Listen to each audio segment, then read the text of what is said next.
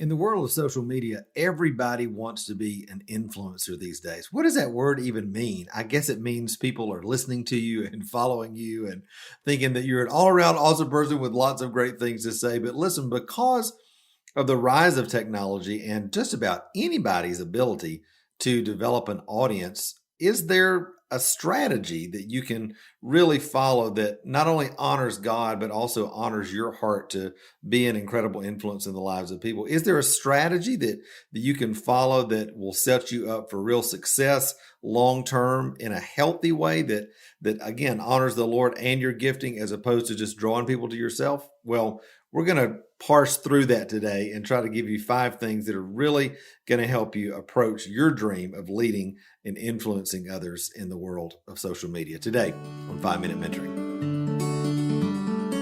Have you ever wanted to have someone in your life who you could ask real questions about your art, your business, and even your walk with the Lord?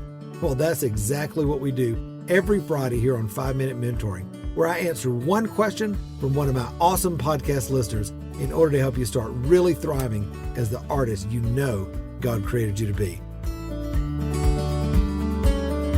Well, hey there, my friend. I'm super glad that you're with me today here on 5-Minute Mentoring. Listen, I got to be totally honest with you guys. This actually came out of this whole conversation today, came out of me sitting on my back porch, scrolling through social media on Sunday afternoon and looking at I guess hundreds, if not thousands of people that are out there trying to make a voice and make a platform for themselves out there in the world of social media. And it started me wondering and just kind of thinking about, Lord, how did this happen in my own life where you promoted and gave this opportunity to speak to thousands upon thousands of people all over the world and have influence in their life? How does this happen for others, and what are the healthy ways to do that, and what are the not so healthy ways of doing that? Because believe me, there are absolutely different ways that you can approach this whole idea of becoming an influencer. And so I wanted to kind of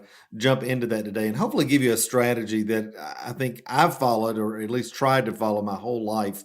At least when I knew what I was, what the Lord's heart was. We all kind of have different roads to how we get to things. But, as I've really paid attention to what God's doing in my life and tried to be very focused on honoring His call in my life and the role that He's given me in the lives of other people's journey, these are some things that I've tried to really focus on. So I hope these are going to be really exciting for you. All right. Let me just start by this and say, wanting to be an influencer and have influence in the lives of people, I think is awesome. That's something I think that God puts in our heart, that we want to share our passion. We want to share inspiration with others, things that have changed us. We want to share that with others. And so this could very, very well be a major part of what God's called you to. But listen, it's so important to come at this from a healthy, grounded perspective, because for Christians, I think one of the first things that we've got to realize is that anything that we're doing in the context of leading others, number one, represents the Lord. Number two, it really has to be built on a foundation of laying down our life, serving others first, and allowing God to raise you up and to give you voice in His timing. Now, that doesn't mean that we don't have a part in it, but it's really super important that you understand that it's His timing and He's the one that brings increase in our life. And so everything that I'm talking about today, I want you to hear it in that frame of reference, because otherwise I think it's super easy to go out there and let's do this and let's do that. And if I get this many Instagram followers, and if I do this on Facebook, and tons of people will listen to me and everything will be great. Listen, you can get out there and create your own kingdom really, really quickly and create this Ishmael of sorts that now, what are you going to do? Now you got to manage and master this thing that you've created when maybe it was out of God's timing, or maybe it was done in a way that was, just to serve your own desires right now, as opposed to walking through the process that the Lord had for you. And so I want to try to give you these things today to help keep you on track. And again, things that I try to really do in my own life that I think have borne true and made a healthy way to approach having influence in the lives of others. All right. So number one, I would say this, and maybe you've heard me say this before, but number one, develop masterful competency in one area. Yes, one area. And I can hear you now. But Matt, I love so many different things. I love all this. I love to do this and I love to do that. Yeah, listen, that's awesome. But it's not until you develop really masterful competence in one area, all right, your voice begins to come out, your unique aesthetic as an artist, the thing that you carry.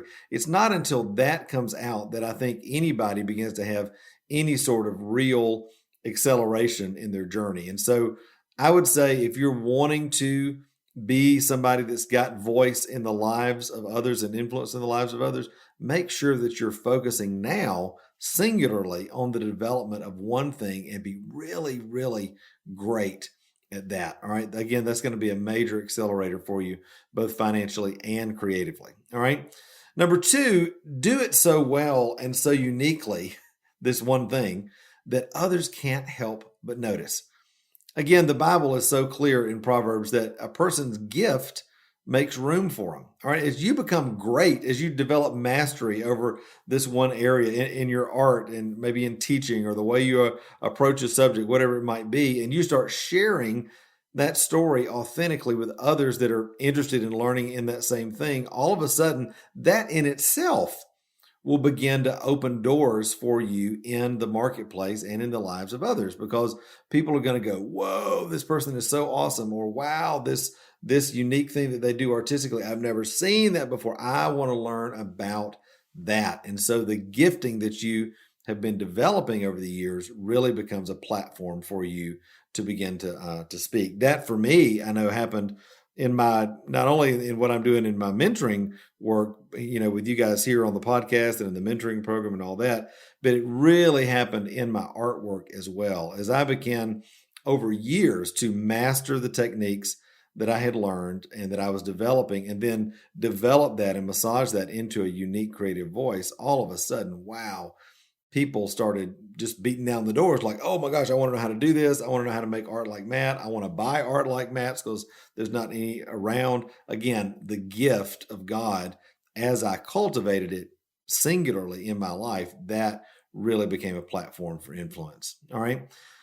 Number three, when people start to ask, how did you do this? Or, hey, could you help me? Or, how do I do what you do? And, how can I make art like yours? Or I want to learn how you're doing your life like this or that. All of a sudden, your work and what you're doing is going to start to garner attention, which is great, from buyers, from potential students, from potential strategic partners. As you notice that conversation starting to happen, notice a couple of things. The focus of the conversation, that is, what are people asking about? The frequency, are people starting to ask you these things kind of all the time? Those are ways you can start to embrace and realize, hey, okay, maybe there is the opportunity here for me to have influence in the lives of others, to share what I'm doing, to teach, maybe to develop a course, or maybe I'm starting to garner all this together and write my first book. All right. Again, you're using this opportunity to start to develop not only resources, but also relationship with your art, with your audience in a very authentic way. All right. Now, number four, day by day, and I think this is so important. All right. Because let me just give this as a caveat. What you're doing, I think, in the healthiest way as an influencer, is not trying to draw people to yourself and make a bunch of mini me's. All right. What you're trying to do is take the things that God has done in your life, use those to inspire and teach others, but not to, again, create a bunch of mini me's, but in order to help them to achieve greater results than you have in the areas that they're passionate about. That is, I love that scripture in the New Testament where it says, the role of the fivefold ministry is to equip the saints for their work of ministry.